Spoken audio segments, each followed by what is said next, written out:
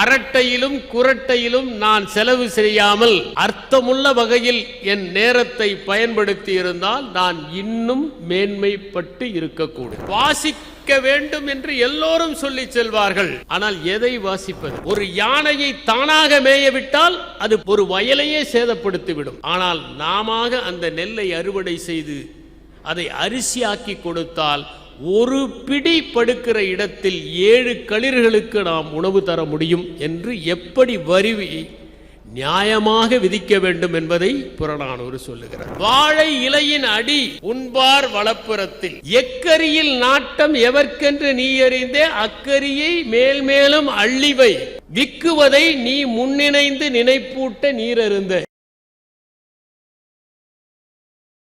பெண் அழுது கொண்டே வருகிறார். அந்த பெண் சொன்னார்,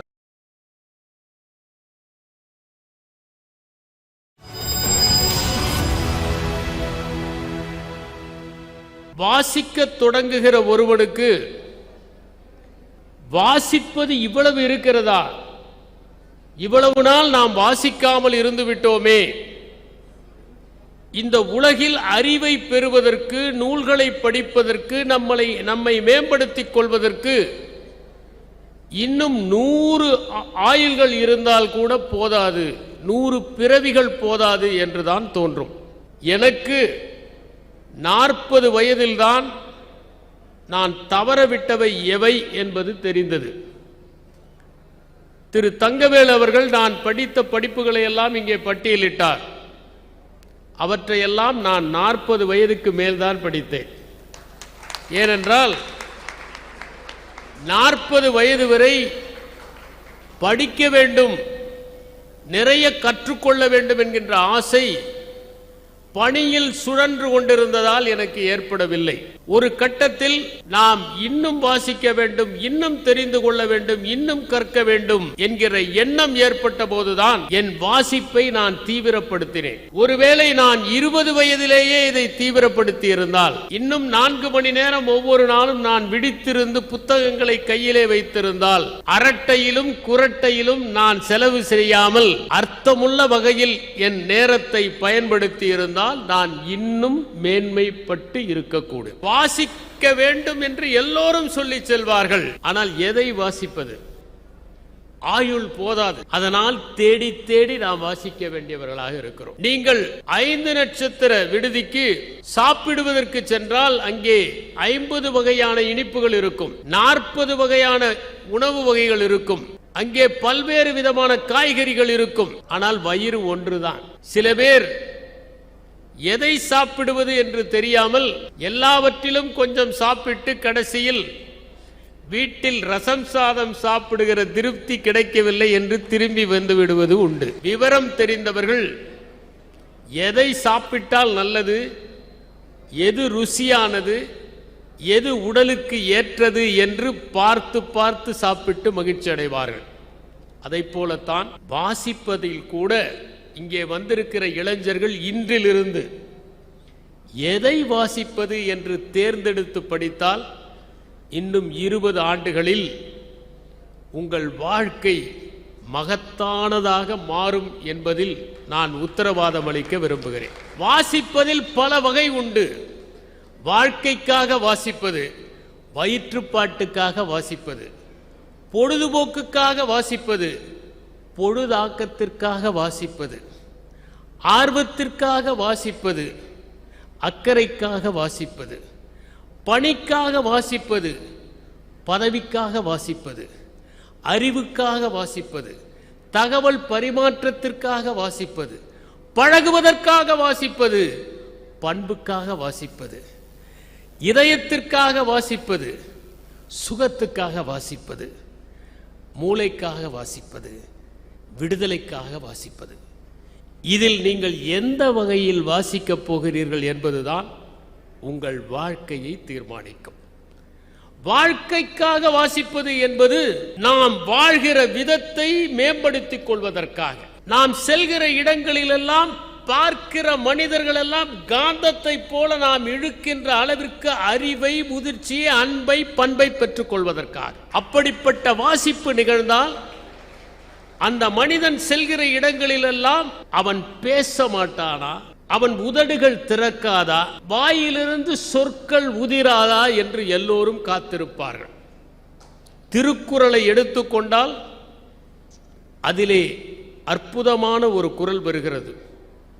உள்ளத்தில் உள்ளலும் தீதே பிறன் பொருளை கள்ளத்தால் கள்வேம் எனல்.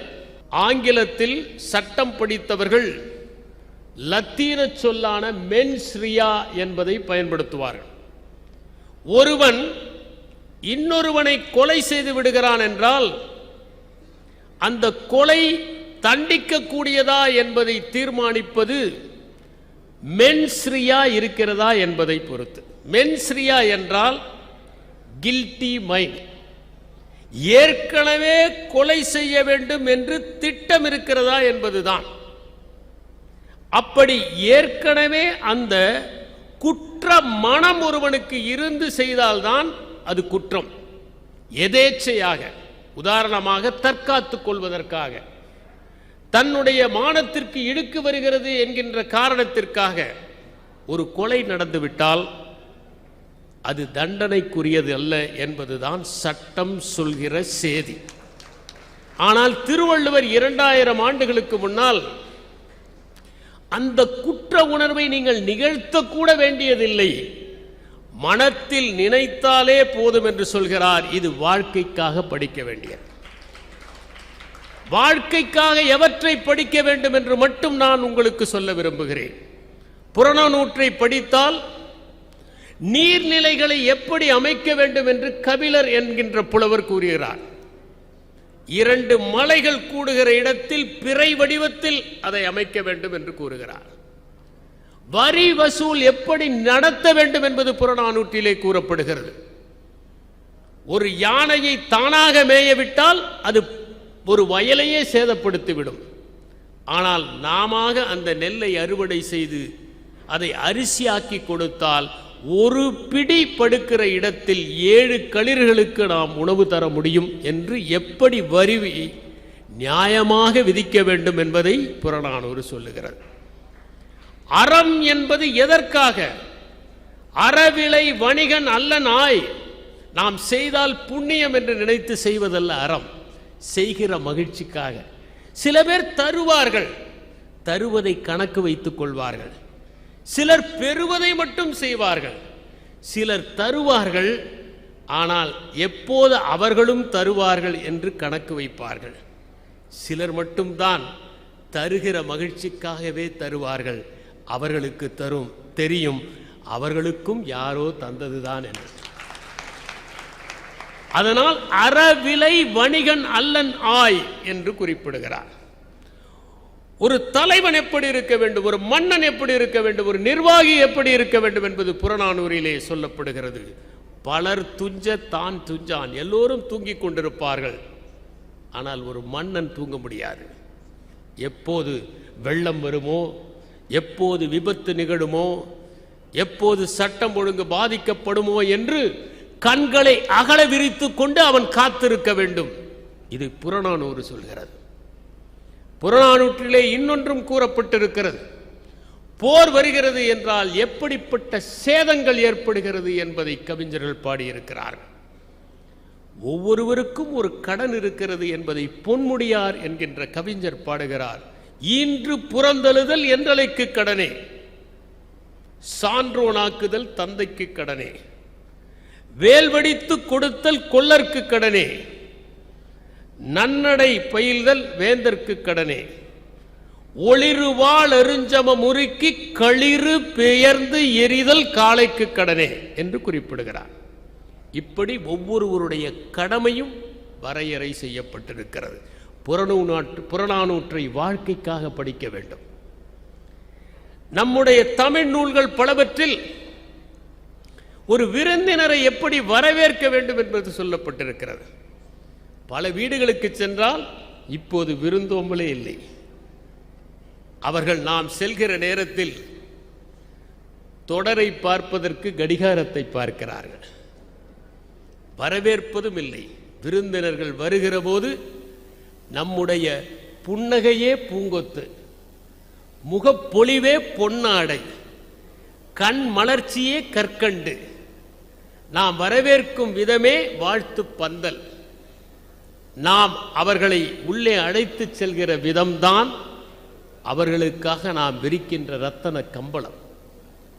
அப்படி விருந்தோம்பல் என்பது எப்படி நிகழ வேண்டும் என்பதை நாம் படித்து வாழ்க்கையிலே செயல்படுத்துவதற்கு தமிழ் நூல்கள் கற்றுத் தருகின்றன. பல வீடுகளுக்கு சென்றால் சாப்பிடுகிற போது வாழை இலையின் இலையை நுனிப்பக்கத்தை வலது பக்கம் போட்டு விடுவார்கள், அடிப்பக்கத்தை இடது பக்கம் போடுவார்கள். முதலில் சாதத்தை பரிமாறுவார்கள். பல பதார்த்தங்கள் இருக்கும், ஆனால் அவற்றை பரிமாற தெரியாது. எப்படி பரிமாற வேண்டும் என்பதை பாரதிதாசன் குடும்ப விளக்கில் சொல்லுகிறார். அத்தனை பெண்களும் படித்து அதை வருகிறவர்களுக்கு கடைபிடிக்க வேண்டும்.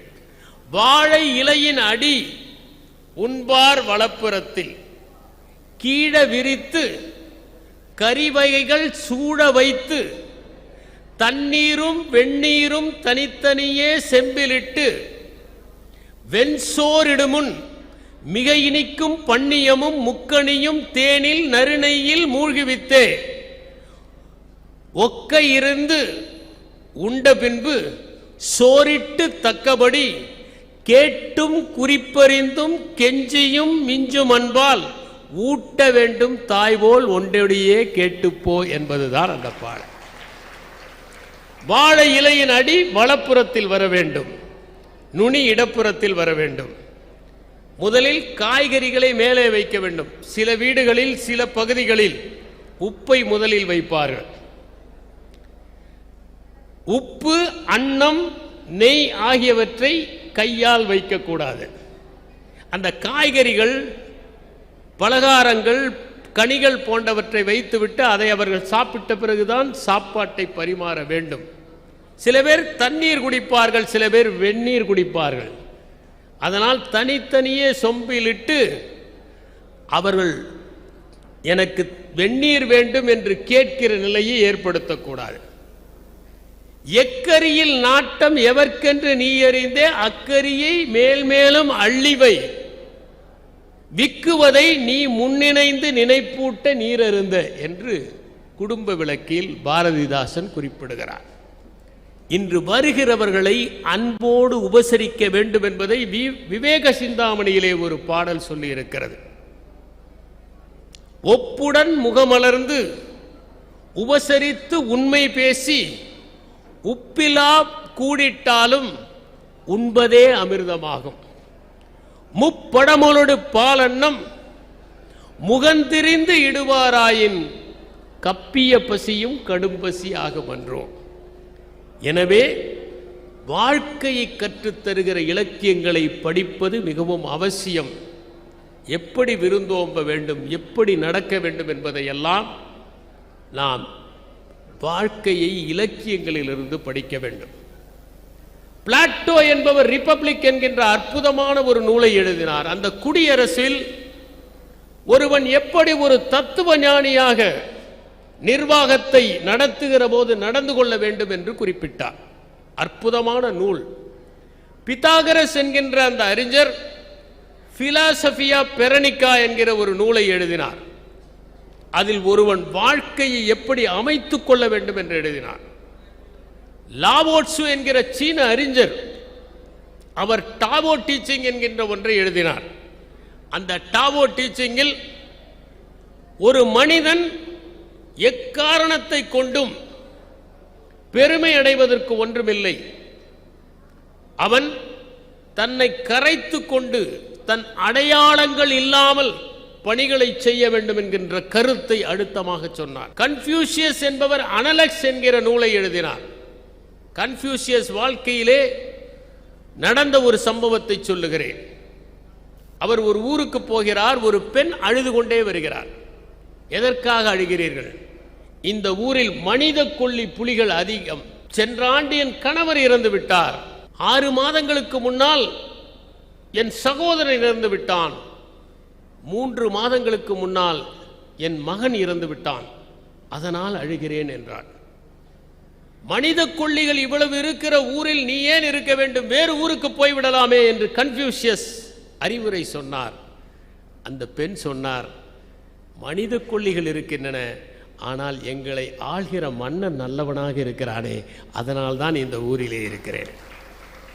ஆள்கிற மன்னனின் குணம் மனித கொல்லிகள் இருந்தால் கூட தாக்கு பிடிக்கிற அளவிற்கு மேன்மையுடையதாக இருக்க வேண்டும் என்று கன்ஃபியூஷியஸ் சொன்னார். இப்படி வாழ்க்கையை வாசிப்பதற்காக சில புத்தகங்கள் இருக்கின்றன, வயிற்றுப்பாட்டுக்காக வாசிக்கின்ற புத்தகங்கள் சில இருக்கின்றன.